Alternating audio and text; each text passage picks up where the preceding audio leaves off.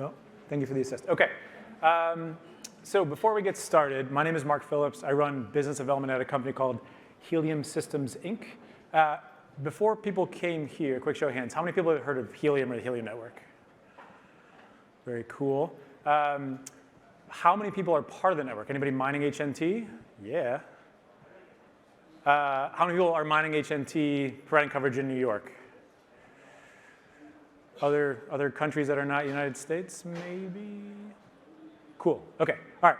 So I'm going to talk for, I don't know, 5-10 minutes. I'll rip through a bunch of slides, then we'll take some questions. Thank you to the Messari team for having Helium here and for putting on this event.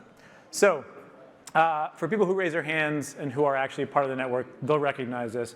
But what's really unique about the Helium network and the blockchain is that there's a physical instantiation that you can see and get your hands on and participate in at a very low entry level. So this is a Helium hotspot. Hotspots provide wireless coverage for something called LoRaWAN. Has anybody heard of LoRaWAN? Anybody working with IoT sensor devices? I've got a pretty fantastic LoRaWAN sensor up here I'm going to show people in a second. And then eventually being like the next month or two, hotspots are going to start providing 5G and CBRS coverage in the United States and then around the world. And so we've been at this for about 2 years, the network has. And when you deploy Helium coverage, you are rewarded in the utility token of the Helium blockchain. It's a new blockchain with a native utility token called HNT. Let's see if this goes somewhere. There we go. OK. So again, something remarkably unique about the Helium network is that it's not just a server somewhere in a data center that's operating part of the network. It very much is something very interesting and physical that has to be deployed. Can anybody spot where this is geographically? Be very impressed if somebody could. OK. So these are 3 different Helium hotspot deployments. So you saw that picture before, those sort of Apple TV-looking boxes. People call them miners, gateways, boxes. It's called a hotspot in the network parlance. And these are antennas. And so the way that you deploy Helium coverage and ultimately earn HNT is by providing core network wireless coverage. Early on, people would deploy these things in their homes, in their businesses, in a window. And it needs an antenna, because it's a wireless network, and you have to project the network itself. But over time, people have gotten much, much more sophisticated about how this actually works. And so these are 3 examples, which I believe are all in Portugal, if anybody was thinking Portugal. These are actually deployed by a company. And we have hundreds of companies, individuals that are very well funded, deploying core Helium wireless network coverage on the network. And so some stats about Helium, and I'll have some links to where people can go learn more about this. So there are likely going to be about 300,000 blockchain miners, right? Things that are participating in the Helium blockchain online by the end of the year. I'll show a graph in a second, but we started roughly in July of 2019 in Austin, Texas. We're now adding about 2,000 hotspots to the network a month, which is pretty staggering. And we're only bounded by the ability to get your hands on hardware. I'm sure a few people in this room have struggled to get their hands on Helium hotspots. See this guy shaking his head. It's getting easier. Thank you for sticking with us. About 300,000 online by the end of this year. It would not be crazy to see 1 million hotspots online across the world by the end of next year. That's the sort of stuff we're hearing from the manufacturers that are producing these for the network. The Helium network is used by things like this. So this is, in my opinion, one of the greatest inventions of all time. You had fire, and then the wheel, and the printing press, and then blockchains, and then this thing, which is a smart mousetrap made by a company called Victor Mousetraps, which uses the Helium wireless network to send data back to a cloud application when they've caught a mouse or a rat. They've got a couple different models. They all use the Helium network. It is unbelievable. To send data, you use what's called a data credit, which is a dollar-pegged stablecoin that's derived from HNT. So you burn HNT, and you use data credits for all your transactions, adding hotspots, sending HNT from wallet to wallet. And the biggest one is actually sending data from things like mousetraps back to applications. We're in 100, and that metric there, so $2.5 million worth of data credits spent. I'd encourage people to go sort of look at how the network usage works. But essentially, that's a representation of the actual usage, right? Devices using the network, and that's just from August 2021. We're in 128 countries, 16,000 plus cities. There's more than 66,000 hotspot operators. So a few people here sort of raise their hand. on the blockchain, we've got over 66,000 unique addresses where people are deploying Helium hotspots, which makes it a remarkable decentralized effort. If you join Discord, which I hope people do, I'm sure people here are on Discord. You're encouraged to join the Helium Discord, and I'll have a link at the end of this. There's about 100,000 people in there, which is pretty wild, and they're discussing everything from token economics to optimizing antennas to getting very local and targeted and specific about how to deploy very good coverage for people who need Helium network access. And then we've got a wild network of sort of influencers on places like TikTok, which have, for whatever reason, picked up the Helium cause. And so I'm sure people have seen the TikTok videos about Helium and the Helium network. And then lastly, we've got 19, it's kind of a weird metric, 19 and then parentheses plus 30. There's 19 independent companies that have decided to join the Helium network ecosystem and build Helium community-approved hardware to mine HNT and provide coverage. And there's another 30 in the queue, which is pretty staggering. OK, so this is a very hockey stick-looking chart. So I said we started the network in July of 2019. We just had our 2-year anniversary, which was the first halving of the token, which I can talk about if people are interested, about a month ago. And so again, I mentioned that there's a hardware backlog. The backlog is sort of freed up. We've got all these manufacturers making hotspots, and we're adding about, like I said, 2,000, give or take, hotspots every day, which is pretty staggering. To put that into context, Helium is in a space where there's, from a use case perspective, from a sensor connectivity perspective, there's other LoRaWAN network operators out there. They deploy capital-intensive infrastructure. They buy tower space. They put all these networks up for their customers. And they probably deploy 10 to 15,000 of these a year, right, just for their customers. We're doing that in about half a month. So the network is remarkably active and growing super fast, and we don't see any sign of this slowing down. All right, so this should be pretty easy to recognize because it says New York City right on it, but this is a picture of, it's a representative picture of the Helium network coverage in New York City and then the sort of the greater area, I guess. So if people go to explorer.helium.com, you can see all sorts of blockchain or Helium blockchain-driven metrics and visualizations about what the network is up to. We use a system of hexagons to sort of map the world when we think about how Helium coverage works. And these are hexagons representing some amount of Helium coverage in and around New York. Who here is operating a hotspot in New York? Someone must be. This guy, thank you. And you in the back as well. The coverage in New York is fantastic, right? I have no doubt that I can take this mousetrap, put it in any building in New York City, and that'll connect without a doubt. And more, major cities in the world are starting to look like this, but more importantly, the smaller cities and the suburbs are starting to fill in with Helium coverage, which is pretty fantastic. OK, so network users. Again, the really interesting thing about Helium is that you can actually see what uses it, right? This is a mousetrap from Victor Mousetraps. It's part of a larger company called Woodstream, which is a major consumer goods manufacturer in the United States. We're onboarding developers and enterprises at a pretty remarkable clip. Erica, another great company we just announced a few days ago. Erica and Airly both do air quality monitoring, so I'd encourage people to check those companies out if you're interested in air quality monitoring. We're seeing a lot of huge need for Airly and Erica in California, where Helium is based, where they're having all sorts of wildfire issues. Lime Scooter puts trackers on their scooters with Helium. And the sort of thing that ties all these together is that they don't need cellular networks. They don't need Wi-Fi networks.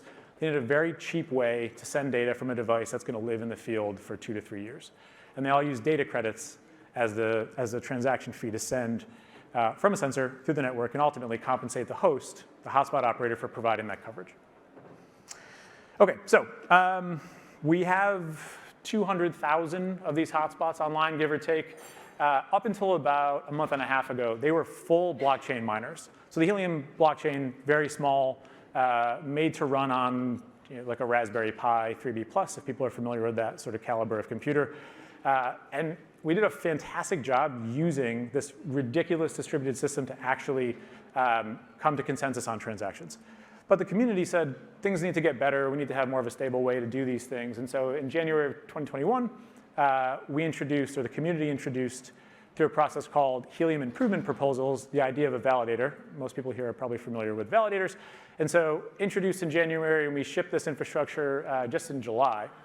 And so validators are responsible for coming to consensus, mining transactions, securing the blockchain.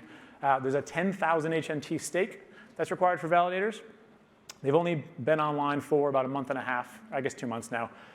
We've got over 2,600 validators staked, which is, depending on where charts are today, around 500,000 worth of HNT locked up, or about 26 million worth of the actual float, which I think is about 30%, maybe a little less than 30% of the entire network. Most importantly, block times are rock solid, right? So we haven't really missed the block time target. We do 60-second blocks on the Helium blockchain, and validators are a huge part of the infrastructure now. So I think this is the last slide I've got, near-term roadmap, and then I'll take some questions from Paul. So Helium hotspots run the mining software. We're moving to an infrastructure that's based on something called a light hotspot, which is super useful for a lot of reasons. It makes it a lot easier for the actual physical hotspot itself to operate. If anybody here, again, is operating a hotspot, you've probably struggled with blockchain sync times, and you've ran around trying to figure out how to get your hotspot synced. All of those problems should be going away in the next month or two as we move to light hotspots. What's really, really interesting about this as well is that off-the-shelf LoRaWAN gateways, and so as of today, a hotspot has to be built to a specification for the network to mine HNT completely. We will now be able to put the Helium packet forwarder, light hotspots, onto these commodity LoRaWAN gateways, and they will be able to participate in core network coverage and earn HNT for a chunk of the rewards, which is specifically related to data transfer, right? Specifically related to capturing packets and routing it back for sensors like this. And then arguably the biggest development on the network, which is happening very quickly, again, the community introduced the idea of, we're calling it omni connectivity, right? So there's a Helium blockchain, layer 1 blockchain, and then we've got this LoRaWAN network. There's nothing inherently coupled about the blockchain and the wireless layer. So if you go back and read the Helium white paper, which is a fun read, we talk about how the blockchain can sort of be used to decentralize and distribute a lot of different wireless networks. So 5G is what the community has decided is coming next. And so there's a company called FreedomFi, which introduced the first proposal for this new piece of hardware, a 5G hotspot. They're moving very quickly. They should be finishing, I think they're shipping their first set of hotspots this month, and they'll be fully ramped come January. And it's the same blockchain, same incentive mechanism, and the community feels quite confidently that we're going to ship essentially one of the largest 5G network deployments virtually overnight. It'll be months, but essentially overnight in terms of how telcos go about this typically. So that is it. I think we got about 5 minutes left. This is all my info, and thank you very much for your time.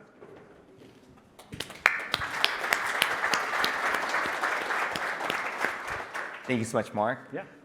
First question I have is, I've talked to some of the miners out there, and they love what you guys are doing, and they're like, how do I get more? But some of these wait times have been up to 8-9 months. So one of the questions I got from the audience was around, how are you guys thinking about decentralization of the sort of the hardware, the production, the distribution of it, so that it can get in the hands of more users? Yeah, that's a good question. So I noted that stat that we've got 19 manufacturers now, another 30. If you look back at the history of the network, Helium Inc., the company I work for, we built the first, I think, 17,000 Helium hotspots, and we had to do this due to some nuances in how LoRaWAN gateways work and some security requirements that we had for the blockchain. And then I remember very specifically being in conversation with our CEO and CMO, and we had sold through all 17,000 hotspots, and we had this massive demand, and we said, okay, well, time for us to place another order. Let's rattle off another 20,000. And then we said, well, wait a minute, there's a better way to do this. So we worked with the community to introduce a proposal around manufacturing hotspots. It's called HIP-19. And so now anybody who has a capacity to manufacture and can sort of prove a few things about how they're going to do business can show up and manufacture hotspots. And so we're now starting to see a ton more supply. That's where that sort of growth curve comes from. But now we're also starting to see people deploying coverage in different regions. So LoRaWAN is very sort of region specific, and you have to sort of comply with the regimes around wireless in a given country. And so now there's not too many countries in the world where you can't deploy Helium. So that's really the biggest thing. There's a whole ecosystem of manufacturers that are approved by the community and now have supply to increase coverage. Thank you very much. And then another question was, from some of these early miners, people have made quite a bit on, mining HNT tokens, and, going forward, how do you think about the economic viability as more and more nodes come online? And obviously you have now delegation, things like that. Right, that's a really good question. So it's worth noting that there's a fixed amount of HNT that gets mined every month if the blockchain does its job. It was 5 million when we were launched. It's now 2.5 million. And we think about this constantly. Basically, how do we align the incentives of people who are providing coverage with with the network growth? And so we feel very strongly that as the network grows in size and we continue to bring these massive companies to the ecosystem, thousands more companies like this that are going to be deploying trillions of sensors, that the utility of the network will increase such that people who are providing coverage day to day will be incentivized enough to do so. We just announced a huge partnership today with a traditional LoRaWAN manufacturer or network provider called Mainnet, which is based in the United States, where they have decided that the Helium network's coverage is, at this point, a thing that can't be ignored. And so what they've done is they've integrated directly with the blockchain to essentially buy packets from hotspot operators. So for example, in New York City, they'll do a deployment with a big customer of theirs, and then our network will route packets back to their infrastructure, thus boosting the utility of the network. So we feel very confident like that sort of partnership, and we'll do more of those. We'll increase the utility, and we'll balance out the incentives with the needs of the network.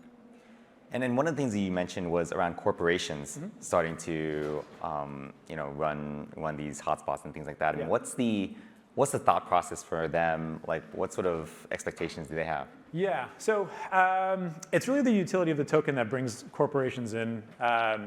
People here probably are not unfamiliar with trying to educate corporations on blockchain and crypto. Thank you very much for your service.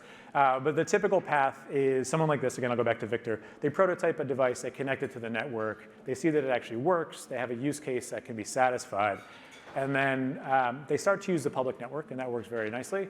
But they deploy in rural United States where there's not a ton of coverage.